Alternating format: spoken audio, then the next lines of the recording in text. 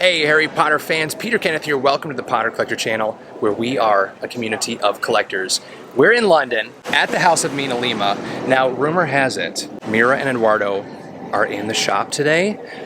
Let's knock on the door and see if they'll give us a tour.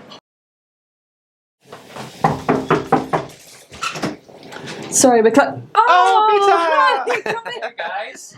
Hello. Come on in. Thanks for having me. You're very welcome.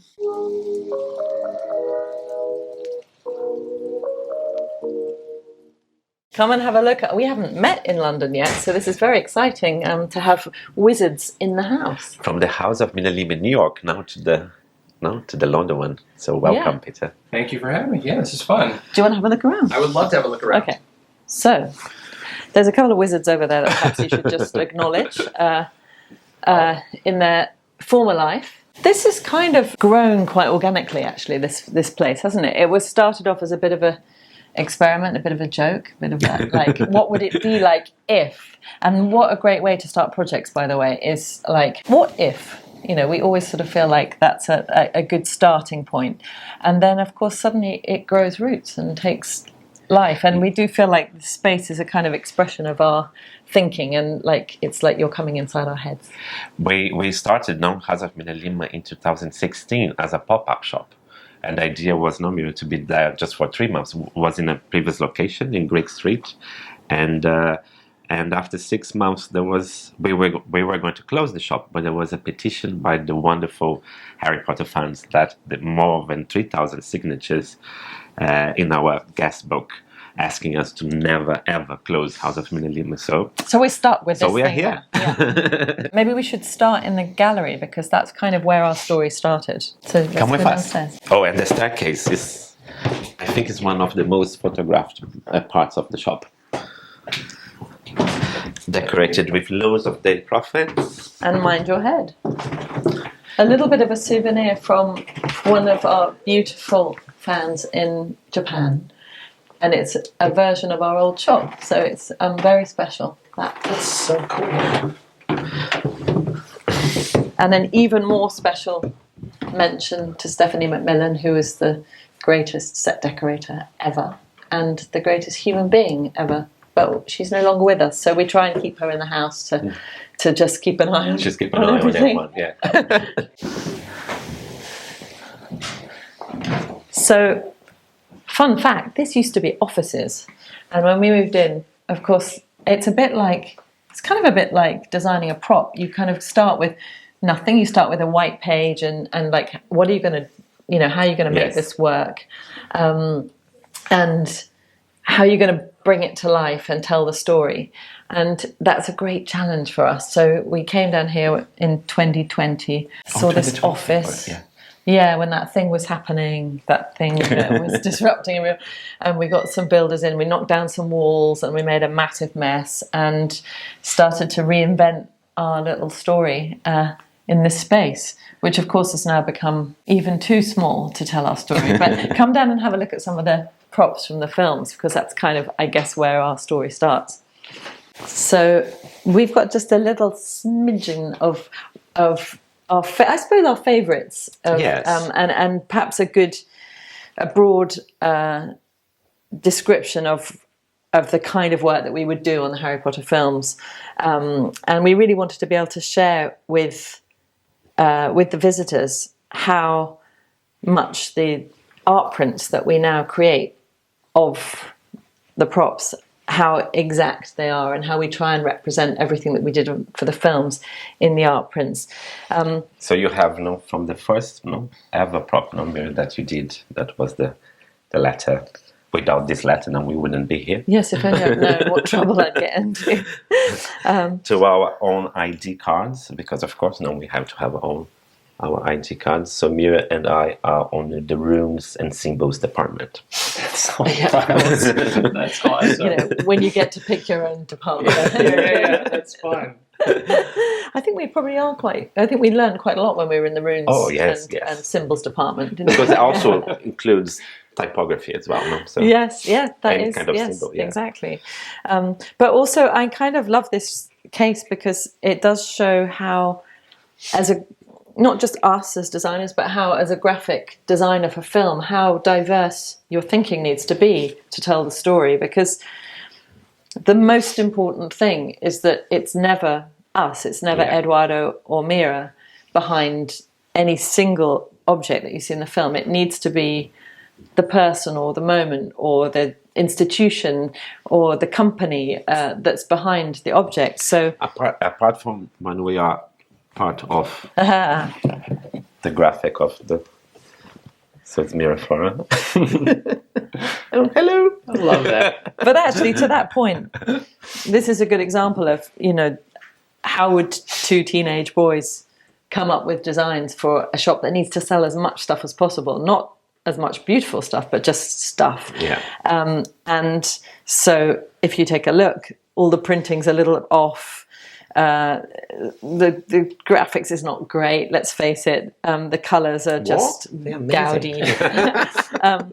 And that's in contrast with something like very traditional, like that. No, kind of.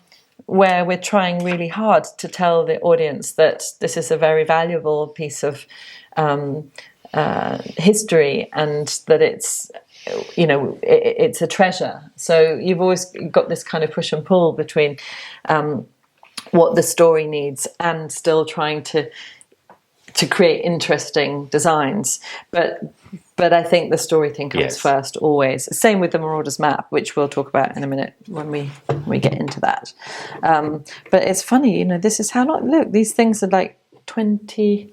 That was in 2000. This is 20 years ago. Yeah. You know, we never ever thought that we'd be here standing with you, having crossed the Atlantic to come and talk to us. Of something. It's pretty magical to have been such an intrinsic part of shaping that visual story. And really all we were doing was sort of trying to work on each film as best as we could. It was never ever with the thought of like creating some kind of visual legacy. But also we have some stuff from Fantastic Beasts as well. This is the book that Nils Scamander, that's the original Fantastic Beasts that he published. That was the second edition. And of course we have the one on Harry Potter.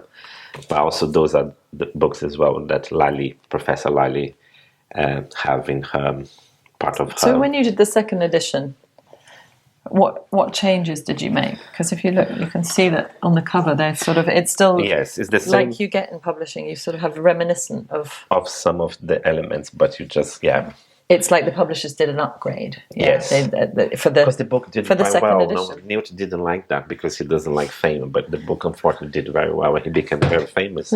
So there was a necessity to update the and the actually the one we see in Harry Potter, because that was like backfilling, is probably the 5th edition. I can't remember. I think it probably says it somewhere. We need to find it. But I think, you know, often we'll do that. We'll try and we can talk about that with the Potion book, of how there's like different editions so that it makes sense to the audience. It's always got to. For us, there's two things. It's like things need to get authenticity. They need to make sense, but they also need to feel right. Yes. So it's not. There doesn't need to be a scientific logic, but you will just know if it feels in your gut or in your heart that something is right for that moment. And those are the elements that is so nice for a graphic department in a film, because you are not asked or required to do those kind of things. Like even like having the second edition, that was not asked. That was not in the book. That was not in the script. But part of our job is to just keep enlarging, enriching, and adding to the story as much as we can. And that is what we did. We've done so much for the Harry Potter films. No? I do recall some cynics at the time saying, well, "You're spending a bit too long on all those details. Why are you bothering?" You know, like and the same person 1 year later said he was very proud showing off all the details. And yes, so that's kind of what you did in the Daily Prophets as well, where detail was needed to tell the story. I mean, the headlines were absolutely crucial, but then, of course, how do you create a newspaper without having all the other body copy and sort of subheadings, and that the chief editor of the Daily Prophet, Thank you very much. was was integral. Even though we're not writers, I think it was really good fun. But I have so many good memories of designing the Daily Prophet and make the Daily Prophet, because the fun thing also was to come up with headlines. So me and Mira had to become proper journalists, and so difficult to write clever and straight to the point headlines. And but we had fun, like create all the adverts and all the little things like the horoscope, ask Dr. Shaman at the end. So it was lovely. But the process of creating Daily Prophet was so layered, and we made a mess in the entire art department, because we had to leave to wash all the pages of the Daily Prophet with a mixture of coffee and water to just to get that right color. And after we had to put on the floor of the entire department to dry, and it was a nightmare, but at the same time it was fun, because everyone like, oh my god, look and we left loads of stains on the carpet. That was right. All historic stains, all for the Wizarding World. But actually there's to the point that we were saying before about things needing to feel right, I think that was with the Daily Prophet, that was also a critical thing, was that when you first encounter the Daily Prophet, of course there's so many of them in the films, that it feels like a news. Oh, there's one behind you right now in the film. That it feels, in your first introduction to this object, you're like, oh yeah, I know that, and I understand it, and I'm going to go in. I buy this as a concept. And it's only when you start to see it a little bit more in close-up, the content and the way that the pages are laid out, that it's sort of shifting into this slightly alternative way. And I think that tends to be the success of the films, both and the books, in terms of establishing a norm that feels familiar to the audience. So, if you invite the audience in and then you give them the space to use their imagination, then it's a sort of perfect storm and a perfect chemistry, if you like, to engage people's brains and hearts and souls with the story. And we try to do that with everything. We try to do it with the Black Family Tapestry, with all the insignia for all the schools and everything. It's like everything feels like it's probably quite traditional and authentic, but it's only when you sort of look a little closer that you realise that it has some very incongruous kind of... In a parallel world, yeah. But I think the best compliment is when people come to us and say, oh my God, that is exactly how I imagined.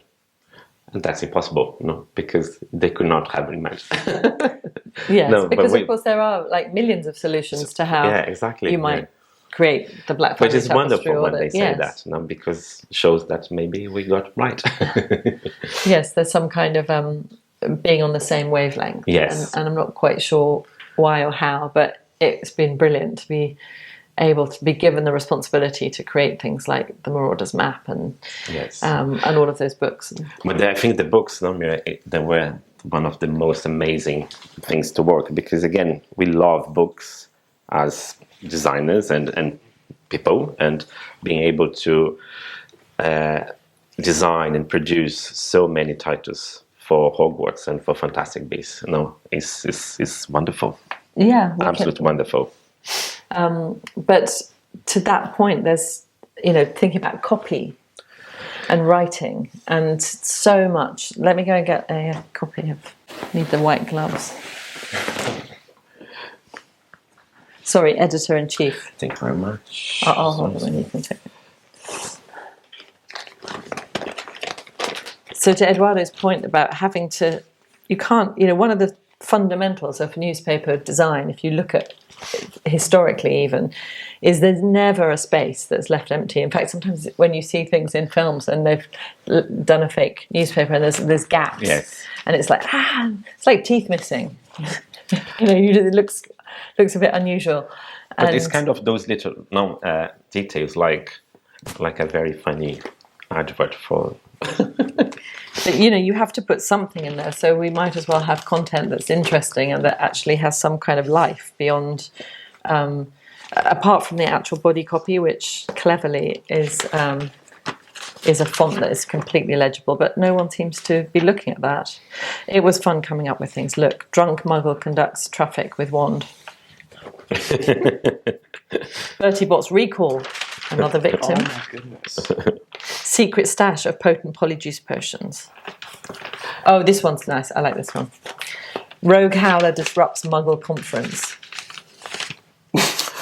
Or left and right to merge. But also, I think everyone knows now that we put our names everywhere. But I always like to put my hometown, Caxambu. It's just after Amsterdam on the weather. This is a very tiny town in the middle of Brazil, and it's always everyone knows where Caxambu now is. It became part of the Wizarding World. People make pilgrimages there. Look at this. Confused Muggle train spotters in Hogwarts Express mix-up. I thought you said we were good at doing short headlines. That's really not a short. No, but sometimes, Yes. but like I love some of the adverts, like lizard belt. What's that? But you should have a lizard belt. Why not? Black Carpet Company. Fly in security and comfort in our pure black Persian carpets. Flying carpets. Yeah, there was some fun had here. Oh, I was just going to talk about this. The That's on the broom. side. Yeah, it's on the side in Orlando, isn't it? It's so on the building. It was a Daily Prophet thing that. Yeah, it started here. That's crazy. Yes. Is your family air broom out of date? Not enough brooms in the family garage. Fambus station wagon.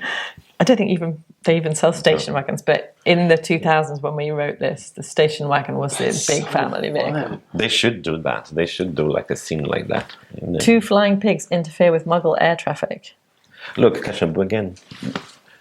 How often do you guys actually do this? Like hold the Daily Prophet and just this talk is about really it? good fun. Although I'm a bit worried that we're the only people that find this funny. No, not at all. The thing is, again, it's no different to how we were saying about like if the Weasleys had to create the packaging in their way. We always with this we had to think, well, how would wizards be reading the news? So what news would they want? What would be interesting and what would be a bit weird? Like interfering with, wands interfering with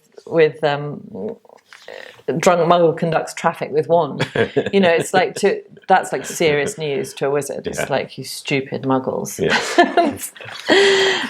But also, no, I think that with the Daily Prophet, we had a chance as well to kind of balance, the horrible things that were happening and the wizard world, but also punctuate with funny and unusual. And because there is a lot of humor, we wanted to kind of represent the humor that J.K. Rowling was, there's plenty of it in the books, and even though the stories do get darker later on, there's always this sort of thread of humor, which it was just such a joy to be.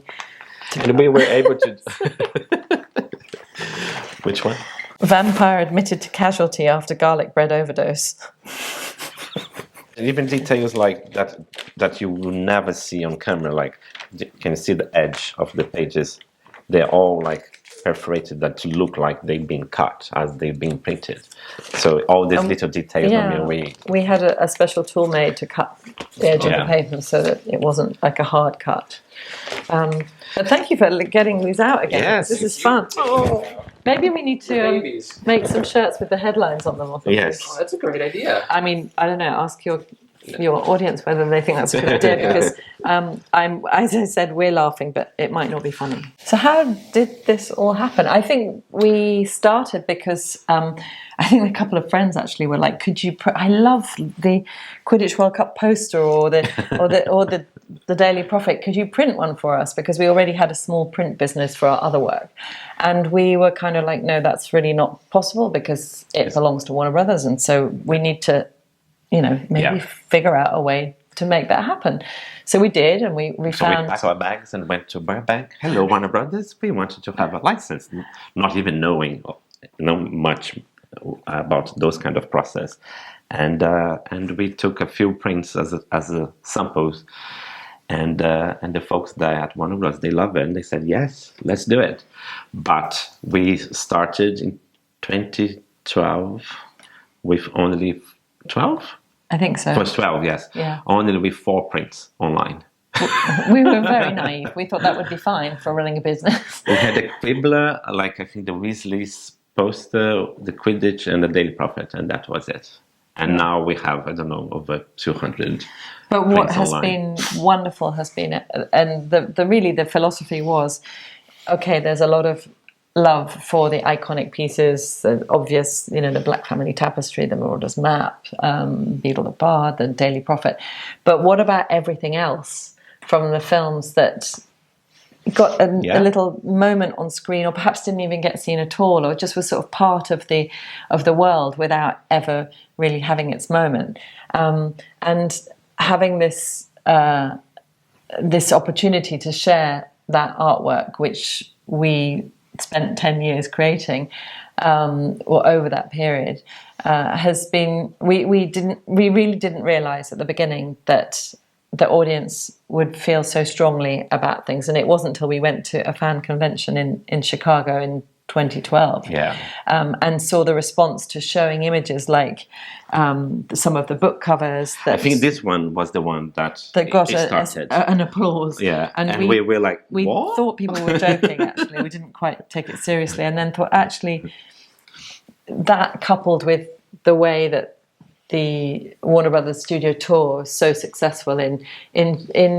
examining and sharing the craft of the filmmaking, it suddenly became really interesting to the audience that there is a whole other craft behind the stuff that you see through the actors, obviously, and so that's how we kind of ended up finding our opportunity to share that work, and so pretty much, I mean, most of, there's probably still more designs, but a lot of the designs we did for the 8 films have ended up, 8, 9, 10, 11 films. Because, of course, we have these guys too now, have ended up in collectible art prints.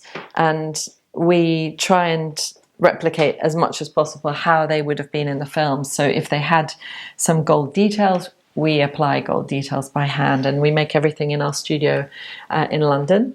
And we're so excited that they get sent around the world, and there's an audience, a global audience, that suddenly became very close to us. No, I think, as you said, the prints are so authentic because even the sizes we respect. So the size of the books are exactly how they are. We are in a very unique position as well, because I don't think it's very common to people that work in films to go to the studio and license their work back. So I think that is a wonderful thing, that partnership with Warner Brothers allowing us to do that, because we can give to the fans the very authentic designs from the authentic designers, from the authentic, and also the authenticity and uniqueness is such a strong thing around MinaLima. And that kind of is why House of MinaLima happened, because we were like, well, okay, we've got the content. How about making a space for that experience to continue rather than just being online? And our little experiment in Greek Street for 6 months has now turned into an 8-year commitment here. And 5 other shops. We love seeing the smiles grow on people's faces when they come in, and that you can step into a slightly different world but one that feels kind of familiar. Over the last kind of 7 or 8 years, we've been very busy designing 9 different classic tales, or classic editions of fairy tales and children's stories, which we're continuing to do, actually, because it's... Yeah, breaking news, we're continuing. And I think a lot of the success of these, and how this happened, is from our experience of working on on films, and so we were always trying to think, well, how would a book have a prop? That's kind of like, that was the first idea. So when you get to the Emerald City in the Wizard of Oz, and because in the Wizard of Oz, when you are there, everything is green because everyone is wearing glass. So let's make the reader a participant, and be interacting in the same way that you feel you are when you're watching a Harry Potter film. And so for everything from the covers to the end papers to the treatment of the so-called white page, but it's not a white page, everything is designed so that the reader feels that they are the hero and they're the participant. But show me the new book plate that is brand new. We started this very recently. So every copy that is purchased from MinaLima in a shop or online comes with this. Can you spot any familiar faces there? So that's me. And Yeah. So this is our gallery space, and perhaps have a quick look at the shop and see how different it is to your one in New York. Come on. So welcome to the shop where you can get all your wizard world needs, from books and tea towels and wallpaper and so on. And actually, it's funny because we talked about the limited edition prints, which is how we started sharing the artwork with the world. And of course, before too long, that became not enough, and we started to think, well, how else can we share some of that work that without it being an expensive art print, or needing a wall for it. So then we sort of, that's what gave rise to all these other things, to the stationery, some home items, and as you said, Eduardo, the wallpaper, which strangely has been extremely popular. And I'd say strangely because it's quite an effort to put out wallpaper. This one, but it's very beloved by our audience. Black We very tapestry. appreciate that. And you can see it on the wall here. So I think I personally love it because it doesn't shout out Harry Potter, but it's still, for people who know, they can find some important faces. Where are they? And some burnt out faces too. But for the ones in the films, we actually, for the original artwork that we did for the Black Family Tapestry, if you keep moving the camera around and move it away from Sirius and Harry, you'll see, I think, your face. There's various people in the art department who were featured in that, and that kind of happens on a lot of the artwork. Should we show the New York? No, but look, this is such a lovely picture. That is from when we finish dressing the entire Weasley shop, and we usually used to do that when we finish a big set, that we take the picture with the entire team. So me and here and our lovely Stephanie McMillan's there. And it was such a wonderful set to work on. Everyone was so happy because it was just silly and colorful, and different. So, but our story, that's 23 years old, that we met 23 years ago, in this life, is too big to explain on this video. So it can all be understood in this happy book, which is kind of like a scrapbook of our story together and a celebration of everything that we've done for the Wizarding world. So it misses out a few bits of our other life, but it's a good way to see what we did for the Wizarding world. Having the House of MinaLima has given us the opportunity also to create other work that's not from the films but inspired by places and moments that were significant in the films. One of which is this series of Diagon Alley buildings, which we recently launched. All these areas of the Wizarding world that we didn't really have anything to do with when we were working on the films, and of course now having the opportunity to still bring some of that language into new, you will start to see other things. I'm very excited about Epic next year. We only went when it was still kind of a building site, but I think I have to do another video when Epic opens. Yeah, we'll have to meet you there. Yeah, we'll apparate there. Oh no, we'll use Flipado, of course. Escaping a little bit from the Wizarding world, on those displays currently now you can see how all the... Oh yeah, this is better than what we showed you downstairs, actually. And how... These are the classics. Crazy all the classic books are, with all the interactive elements and the chapter openings, and that's because of that series, is that why we were asked to do a version of that for the Harry Potter books. And so thanks to Peter Pan, our version of the Harry Potter book started. Every book that is bought through us, through our online and here comes with the book plate, but also each edition, each book from the Harry Potter to the classics, they come with like a Something sketch. that you like. Oh. So so it's the same price for the book, but you get a free print and a book plate. Only here. Thank you so much for coming to visit us. It's been such a treat to have you in our house. But Peter, we want you to stay here, so you can stay behind the counter with us and welcoming the customers. And please don't go. Please don't go.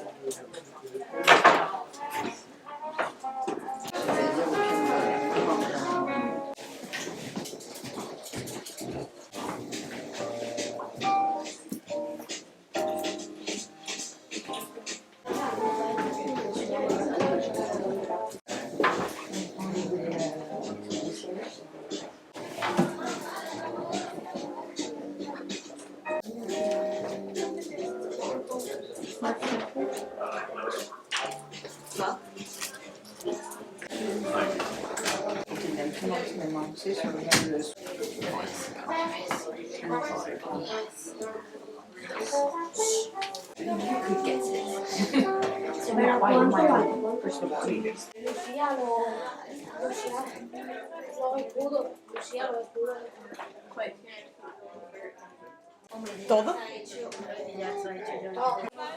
Que cada perrito se va en su lado. No sé cómo vayamos pendientes esto para nada. No. Seguro que hay algo aquí. Vaya a poner el otro. Tú no lo has hecho, pero yo no me acuerdo. Espérate, Gonzalo, que me he hecho la foto. Madre mía, anda. Pero pues ponte, que ahora mira, Lucía y Manes. Mira qué chulada. Algo que haya ya. Listo, yo no lo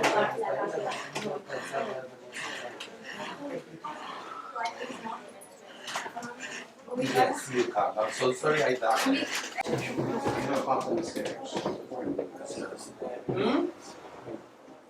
Downstairs.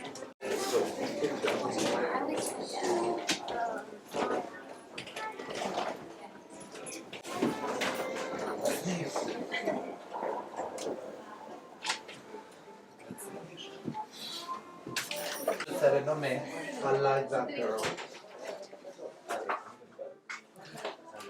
Like a way of being restocked just in case. You okay? Maricón. Sorry. No. That happened to me the other day. What?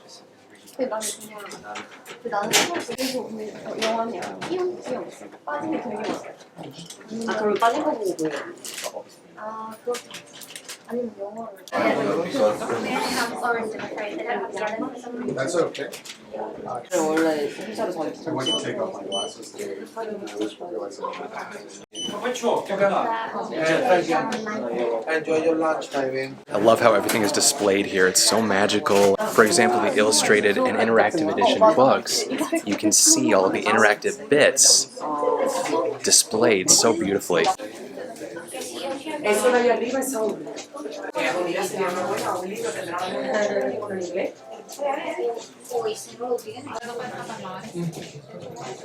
Now that was fun. A big thank you to Mira and Eduardo, aka MinaLima, for giving us this incredible tour of this magical store.